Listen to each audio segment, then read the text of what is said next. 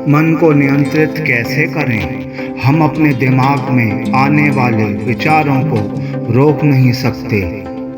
हमारे दिमाग में ज़्यादा विचार आते रहते हैं और हम यह नहीं समझ पाते कि हम क्या करें। अगर आप अपने जीवन में कोई भी लक्ष्य हासिल करना चाहते हैं तो यह तभी मुमकिन है जब आपका दिमाग संतुलित हो, स्थिर हो, फोकस्ड हो। जिंदगी में कोई भी छोटा या बड़ा लक्ष्य हासिल करने के लिए हमारे दिमाग का स्थिर या संतुलित होना बहुत ज़रूरी है। जब आप अपने लक्ष्य पर स्थिर रहते हैं, फोकस्ड रहते हैं, तब आपका दिमाग एक से बढ़कर एक सॉल्यूशन देने लगता है, बेहतर रिजल्ट देने लगता है और आप जीवन में निरंतर आगे बढ़ते चले जाते हैं। हमें अपने मन को कंट्रोल करने के लिए छोटे छोटे स्टेप्स लेने होंगे। रोज़ाना छोटे छोटे लक्ष्य निर्धारित करें और उन्हें पूरा करें। जैसे आज मैं सुबह जल्दी उठकर पढ़ाई करूँगा, आज सुबह मैं मोबाइल नहीं चलाऊँगा, आज मैं अपना लेसन अच्छे से याद करूँगा, आज मैं सॉन्ग्स नहीं सुनूँगा। जब आप इस तरह छोटे छोटे लक्ष्य बनाकर उन्हें पूरा करते हैं तब आपका कॉन्फिडेंस लेवल बढ़ने लगता है। जब कॉन्फिडेंस बढ़ता है तो व्यक्ति के विचारों में स्थिरता आती है। उदाहरण के लिए फॉर एग्जाम्पल बल्ब का आविष्कार थॉमस एडिसन ने किया था। इस काम में वे कई बार फेल हुए थे। अगर वह हर पल अपने विचार बदलते रहते और हार मान लेते तो क्या वे बल्ब का आविष्कार कर सकते थे? पहले हमें आपको यह समझना होगा कि हमारे मन में किस तरह के विचार आते हैं। पॉजिटिव सकारात्मक, नेगेटिव नकारात्मक, जेलसी ईर्ष्या वाले विचार, एंगर क्रोध वाले विचार, इगोइस्टिक अहंकार वाले विचार। अलग अलग तरह के विचारों को रोकने, संतुलित करने के अलग अलग तरीके होते हैं। फॉर एग्जाम्पल अगर आपको नेगेटिव थॉट्स विचार आते हैं तो इसका मतलब है कि आप अपने आसपास या घर परिवार में नेगेटिव बातें सुनते हैं और नेगेटिव एनवायरनमेंट माहौल में रहते हैं। नेगेटिव एनवायरनमेंट में रहकर पॉजिटिव थॉट्स लाना बहुत मुश्किल है। इसलिए आपको आपके घर का माहौल, वातावरण बदलना होगा। अगर आपके मन में इगोइस्टिक अहंकारी विचार आते हैं तो आपको महापुरुषों की जीवनी पढ़नी चाहिए, योगा और मेडिटेशन करना चाहिए। अपनी संकल्प शक्ति के साथ साथ अपना आत्मविश्वास भी बढ़ाएं। ऐसे बहुत सारे तरीके हैं जिनसे आप अपना आत्मविश्वास बढ़ा सकते हैं। अपना कार्य स्वयं करने की आदत डालें, अपनी परवाह करें, अपना ध्यान रखें। रोज़ाना सोने से पहले तथा उठने के बाद अपने आप को पॉजिटिव एफर्मेशन दें। अपने स्किल्स को इम्प्रूव करते रहें। सभी लोगों के मन में अलग अलग तरह के विचार आते हैं। जो व्यक्ति जिस वातावरण या माहौल में रहता है उसके मन में उसी तरह के विचार आते हैं। इसलिए केवल उन्हीं बातों को जानने की कोशिश करनी चाहिए जो हमारे काम की हैं। फॉर एग्जाम्पल आप एक हफ्ते के लिए अपने मोबाइल, टीवी, कंप्यूटर आदि से दूरी बना लो। फिर आप देखना आपके मन में आने वाले विचारों की संख्या कम हो जाएगी। बोलना ज़रूरी होता है लेकिन हर जगह बोलना ज़रूरी नहीं होता है। हर बात पर अपना रिएक्शन देना ज़रूरी नहीं है। शांत रहें तथा कम बोलें। मन में आने वाले विचारों को कम करने के बहुत सारे तरीके हैं। अपने लक्ष्य पर फोकस रखना, अपनी संकल्प शक्ति को बढ़ाना, योग करना, मेडिटेशन करना, शांत रहें तथा कम बोलें, पॉजिटिव विचारों का अभ्यास करना, केवल उन्हीं बातों के बारे में जानकारी हासिल करना जो हमारे लिए ज़रूरी हैं, अच्छी किताबें पढ़ना, महापुरुषों की जीवनी पढ़ना, नेगेटिव थॉट्स, नकारात्मक विचार वाले व्यक्तियों से दूरी बनाना। एक बात हमेशा याद रखना, जो व्यक्ति जितना अधिक पॉजिटिव होता है उसके मन में उतने ही कम विचार आते हैं। अपने लक्ष्य के बारे में सोचें। जब भी आप फ्री हो तो जो काम आप करना चाहते हैं उसके बारे में सोचें। आपके कार्य में कौन कौन सी परेशानियां हैं तथा उनको कैसे दूर करना है उसके बारे में विचार करें। ऐसा करके आप नेगेटिव विचारों या फालतू के विचारों से बच सकते हैं। अपना लक्ष्य हासिल करने में आपको किन किन स्किल्स की ज़रूरत है तथा उन्हें कैसे इम्प्रूव कर सकते हैं इसके बारे में सोचें। अपनी दिनचर्या निर्धारित करें। जब आपकी दिनचर्या निर्धारित होती है और आपको पता होता है कि आपको कौन कौन से कार्य करने हैं तो आपको उन कार्यों को करने में तकलीफ़ कम होती है। जब व्यक्ति को अचानक से कोई कार्य करने के लिए बोला जाता है तो वह घबरा जाता है तथा मन में विचारों की बाढ़ आ जाती है। इसलिए सुबह उठते ही अपनी दिनचर्या बना लें कि आज आपको क्या क्या करना है। दिन भर के कार्यों की सूची होने से आप अधिक कार्य करते हैं तथा थकावट भी कम होती है। भगवान श्री कृष्ण ने गीता में भी कहा है, असंशयम महाबाहो मनोदुर्निग्रहं चलम अभ्यासेन तु कौन्तेय वैराग्येण च गृह्यते। हे अर्जुन, इसमें कोई भी संदेह नहीं है कि यह मन अति चंचल है और कठिनाई से वश में आने वाला है, पर अभ्यास और वैराग्य के द्वारा इसे वश में किया जा सकता है। It is true that it is difficult to control the mind, but it can be controlled through constant practice and detachment. अपने मन पर काबू पाने के लिए हमें अपने उन व्यवहारों को, अपनी हैबिट्स को बदलना होगा जिन्हें बदलना बहुत ज़रूरी है। हमें यह बात सदैव ध्यान में रखनी चाहिए कि हम खुद को तो बदल सकते हैं पर दूसरों को नहीं।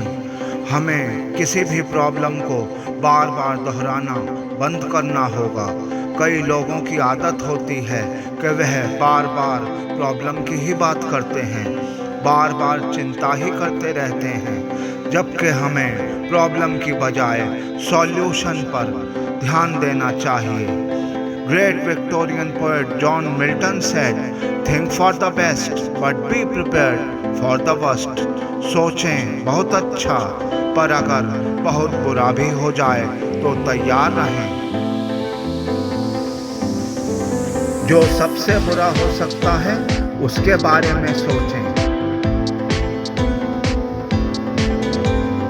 ऐसा करने से आप उस प्रॉब्लम को किस तरह से हैंडल कर पाएंगे के बारे में सोचते हैं। तब असल में आप कुछ ऐसी कल्पना कर रहे होंगे कि आप किसी भी परिस्थिति को हैंडल करने के लायक हैं और इससे आपकी समस्या, आपकी चिंता कम होने में मदद मिलेगी। कुछ समय शांति से बैठें। आप अपनी प्रॉब्लम्स के बारे में सोचने के लिए एक समय निकाल लें।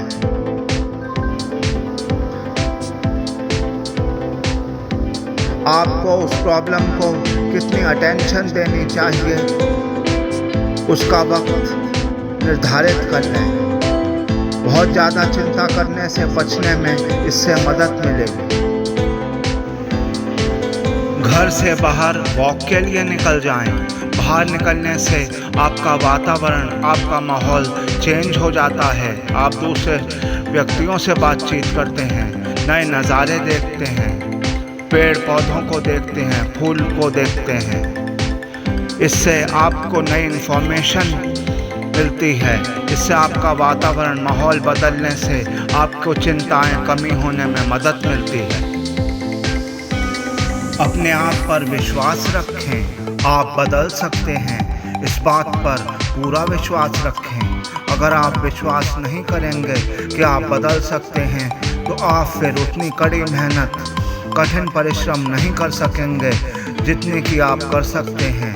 इसलिए इस बात का विशेष ध्यान रखें कि आप आपकी प्रॉब्लम्स का सामना करने के लिए पॉजिटिव थिंकिंग ही इस्तेमाल कर रहे हैं। इस बात को अपने मन में रखने की कोशिश करें कि आप आपकी सोच पर काबू पा सकते हैं और आप बेहतर बन सकते हैं। स्टडीज़ के मुताबिक ऐसे लोग जो इस माइंडसेट नज़रिए के साथ आगे बढ़ते हैं वो उन लोगों के मुकाबले ज़्यादा बेहतर अपेक्षित सुधार कर पाते हैं, जो अपनी स्किल्स और गुणों को अपरिवर्तनशील और एकदम फिक्स मानते हैं। अपनी क्षमताओं को लेकर आप आशावादी बने रहें। आप ऐसा ज़रूर सोच सकते हैं कि अपने आप को नियंत्रित करने के लिए आपको आपकी क्षमता के बारे में सटीक होना महत्वपूर्ण है। हालांकि स्टडीज से पता चलता है कि आपके व्यवहार को नियंत्रित करने की आपकी क्षमता के बारे में अत्यधिक आशावादी होने से आप अपने आप को और भी आत्मनियंत्रण प्रदान कर सकते हैं। आशावादी बनने के लिए खुद से हमेशा ये बात बोलते रहें कि आप सफल होंगे ही होंगे, और आप बार बार धीरे धीरे चलते हुए आपके मन को काबू भी कर सकेंगे। फिर चाहे अभी इसी वक्त आपको भरोसा हो, आप अपने आप को कुछ ऐसे वक्त के बारे में भी याद दिलाते रहें जब आपने पहले भी अपने मन पर नियंत्रण पाया था।